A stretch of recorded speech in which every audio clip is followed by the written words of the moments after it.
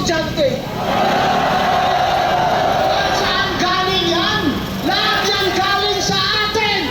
Mayaman na mahirap, nagbabayad ng tax. Sasakay ka ng tricycle, ang tricycle driver nagbabayad ng tax. Bibili ka ng grocery, may tax. Bibili ka ng gamot, may tax.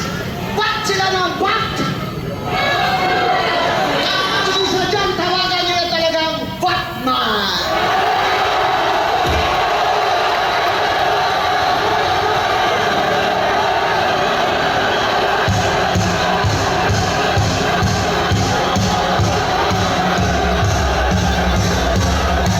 Wala! Ang plano nila, nung sila ay nanalo at naupo, ang plano pala nila, sa loob ng 3 taon, ay lilimasin nila. Bayan, habang tayo'y naghihirap, habang Pilipino'y nangangamatay dahil wala man lang pambayad sa doktor at sa gamot, namamatay ang mga bata dyan sa Philippine Heart Center dahil hindi napapaopera sa puso, habang ang mga buhaya ay wala nga ba silang puso?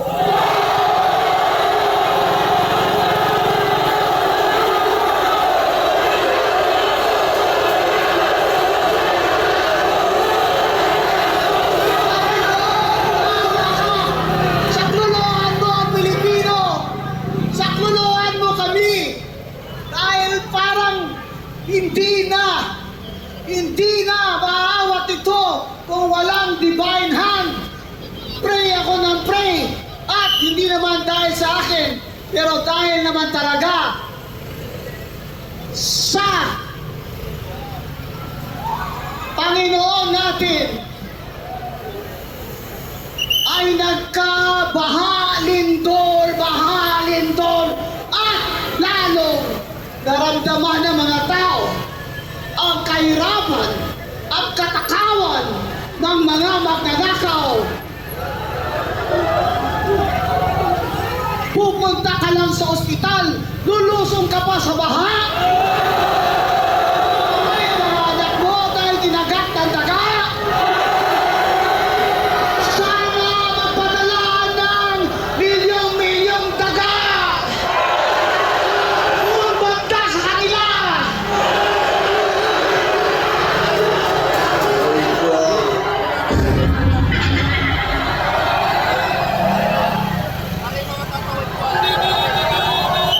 Kailangan po ang taong bayan ay mag-ingay na.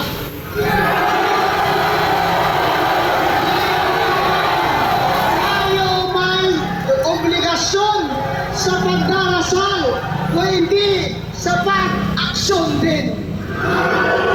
Kailangan nyo sa libro ni Joshua, 7 araw, inikot-ikutan ng mga tao ang Jericho.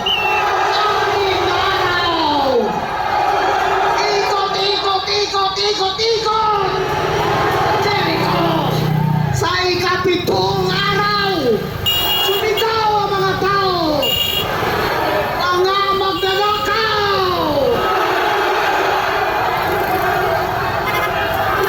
And on that day, the walls of Jericho came crumbling down.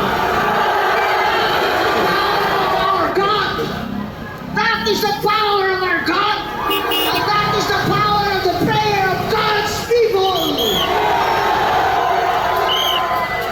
Panginoon ko, bigyan niyo kami ng sapat na lakas na ipatuloy itong aming mga hinanain at malipol na po sana kasamaan dito sa gobyerno sa Pilipinas.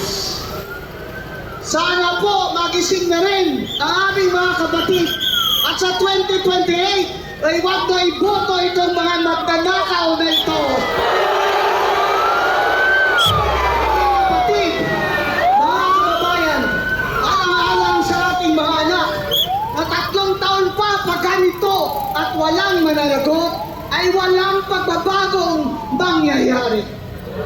Doon sa ibang bansa, sa Indonesia, na grabe #1 sa korupsyon, nagtayo ng tunay na Independent Commission on Corruption na pinangunahan ng dati nilang Supreme Court Justice. At dahil nagreklamo na ang lahat ng mga inuutangan ng Indonesia, ay gumaling gumaling sila sa sakit na korupsyon. Kaya ngayon ang Indonesia ay mataas na ang rating sa credit index. Ang Pilipinas 2.7 trillion every year gustong utangin ng ating mga pinuno. Sa 2.7 trillion, ang 2.6 dyan ay para lamang sa pagsweldo ng kanilang pamahalaan.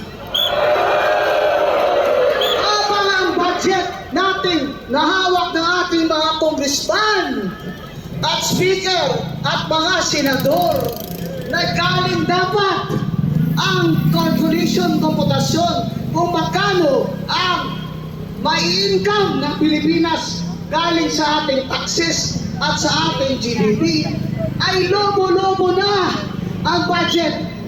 Paldo-paldo na!